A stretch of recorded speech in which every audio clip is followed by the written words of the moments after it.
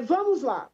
Eu queria dizer que na sexta-feira nós protocolizamos e no sábado foi publicado o projeto 55 de 2022, que foi um projeto apresentado pela bancada do PSL, com a assinatura da maior parte dos deputados da bancada. A ideia foi apresentar um último projeto em conjunto, porque a bancada está aí nos seus momentos finais, haja vista a fusão do PSL com o DEM. E é um projeto que eu considero importante, um projeto técnico, que eu peço o apoio dos colegas, e vou explicar por quê.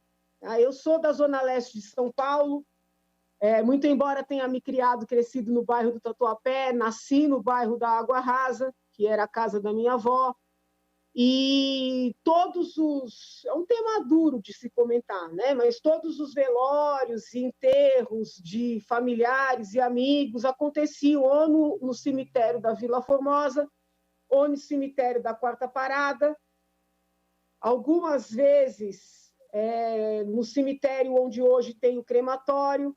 Mas por que eu estou dizendo isso? Que eu era menina e quando eu andava no cemitério, me chamava a atenção. Às vezes a gente via uns buracos assim, com vários ossos misturados, né? Crânios. Eu achava que aquilo parecia até filme de terror. Eu falava, mas que diabo é isso, meu Deus do céu? Tanto osso misturado aqui que a gente não sabe de quem é. Quando eu fui eleita deputada, eu tinha vários planos de apresentar projetos para melhorar essa questão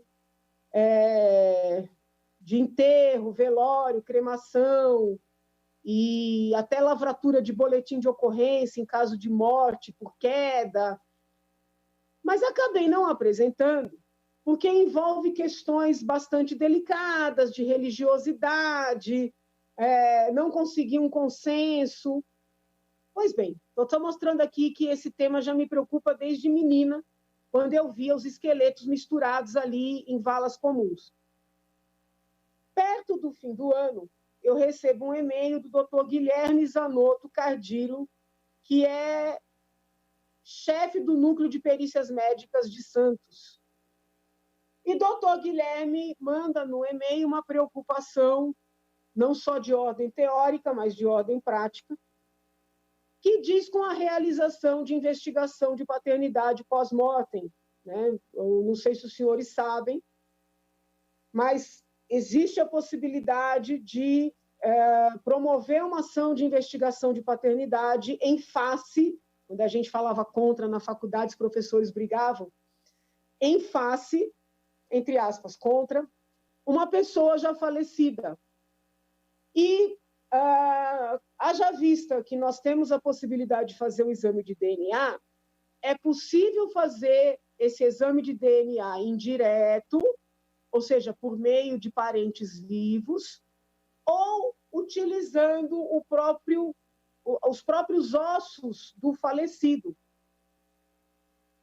Eu mesma, quando fui visitar o IMESC, acompanhei a extração de DNA do osso do fêmur de uma pessoa já falecida. O que o doutor Guilherme noticiou?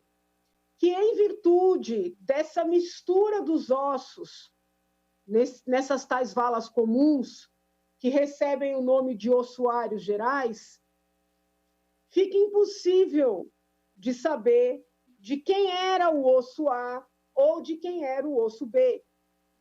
E isso vinha inviabilizando as investigações de paternidade na prática. Quando eu li o e-mail do doutor, falei, meu Deus, isso aqui acaba casando com preocupações outras que eu tenho. Telefonei para ele para entender o problema melhor e fizemos várias análises da normativa existente e constatamos que na legislação não há uma obrigatoriedade de, uma vez retirados os ossos das suas sepulturas, ao colocar esses ossos nos ossuários gerais, manter a identificação da sepultura, de onde vieram os ossos e, por consequência, da pessoa a quem pertenciam aqueles ossos. Então, assim, para vocês entenderem, a pessoa é enterrada ali, numa sepultura. Depois de um tempo, até para ter espaço para enterrar outra pessoa, os ossos são retirados e colocados nos tais... Tem quem tem a gaveta, né? Mas mesmo da gaveta, depois de um tempo, o osso é retirado. Eles são colocados nos tais ossuários gerais. O certo seria manter uma etiquetinha, né? Colocar num plástico separado com uma etiquetinha. Esses ossos pertenceram a fulano de tal, que estava enterrado na sepultura tal ou na gaveta tal. Isso não é o que acontece. Os ossos são jogados ou numa sala, ou num buraco, ou, dependendo do cemitério, numa vala comum. E quando precisa identificar um osso de alguém que está tendo a paternidade solicitada, requerida, não dá para fazer as perícias. Então, nós apresentamos um projeto de lei, que é esse 55/22, assinado pela maioria dos colegas do PSL, para determinar, né, seria algo óbvio, mas quando não se cumpre o óbvio precisa de lei, que esses ossos depositados nos ossuários gerais sejam individualizados, identificados, tá? E mais, a fim de possibilitar que essas investigações sejam feitas depois da cremação dos ossos, nós estamos, por esse projeto, determinando que pelo menos um osso grande, preferencialmente o fêmur, seja guardado, devidamente identificado, para possibilitar uma eventual investigação. Tá? Mas por que tem que guardar um osso, doutora? A senhora já não estava mandando ficar identificado na vala ali, no ossuário geral? Sim, mas o que acontece é o seguinte, de tempo em tempo, o cemitério precisa esvaziar o ossuário geral para dar lugar para outros esqueletos serem depositados.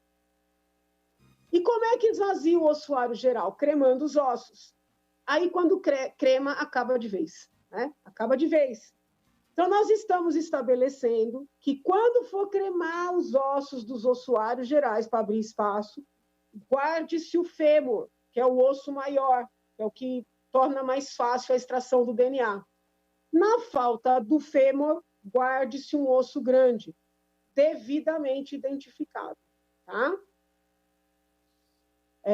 Eu gostaria de ter elaborado um projeto mais amplo, tá? Proibindo cremar corpos de pessoas mortas em situação suspeita de crime.